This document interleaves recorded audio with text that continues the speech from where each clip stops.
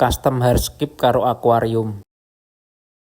Iki mau bareng goreng telo gawe nyamikan, lanjut aku belah kates. Iki kates yang panen 2 dina kepungkur kae, agek diselehke 2 dina wis mateng. Cuaca saiki nek awan ki panas. Iki mangan buah kates iki seger. Aku ngambil entek 2 potong iki.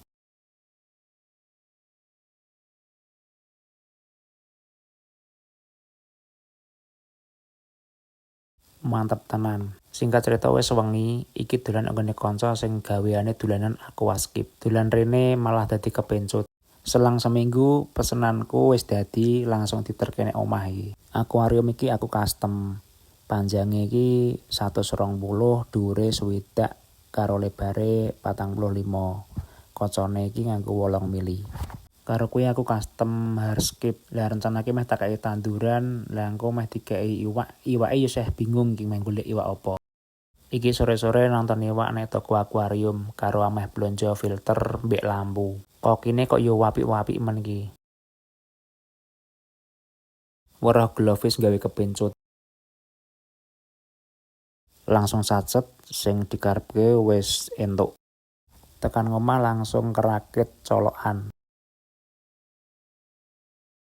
Mergo kabele kurang dawa kita sambung nganggo kabel turah-turahan.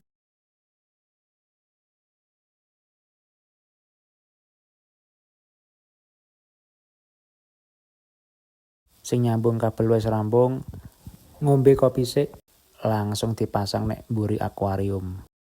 Sengaja tak tekok kono ben ra ganggu pemandangan. Nyiapke mesin pompone. Aku nganggo pompa sing 1200 liter per jam. Soale butuh banyu sing rodok tenang ora buanter. Sing penting iso sirkulasi banyune.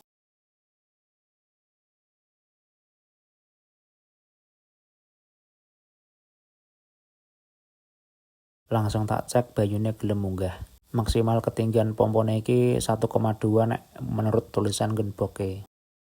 Chamber pertama tak kei kapas 2 lapis. Chamber kedua tak kei karang jahe.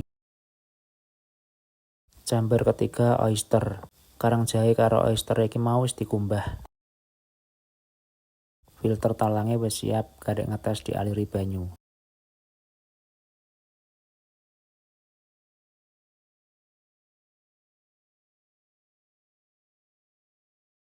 Masang filter wis rampung, tinggal maem dhisik. Ayam goreng, kering tempe, teri goreng. Wis suwe pengen duwe akuarium ngene iki. Iso nggo nyantai karo ngilangi rasa kesel nek pas bali mbut gawe. Apa sampean ki ya padha kaya aku ngene iki? Tak rasa-rasake kok kaya ana sing kurang maem iki. Jebule lak ya tenan, sambele ra ono. Mergone fokuse ning akuarium dadi lali ra nek sambele iki mau. Ya wis ra apa-apa, iki wis nikmat. Gaweane ya durung rampung, bar maem lanjut iki ngurusi lampune.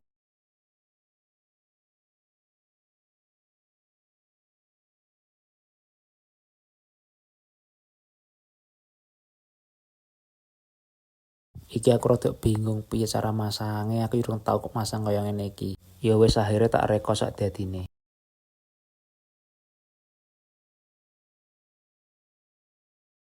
Penerangane tak wenehi lampu gantung sing dawane 1 cm.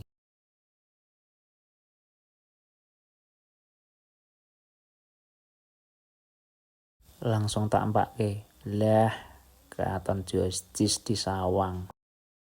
Mergo isih anyar iki tak gajal nganggo iwak sing murah-murah. Sakjane akuarium iki wis tak rendem kurang luwih sesasi.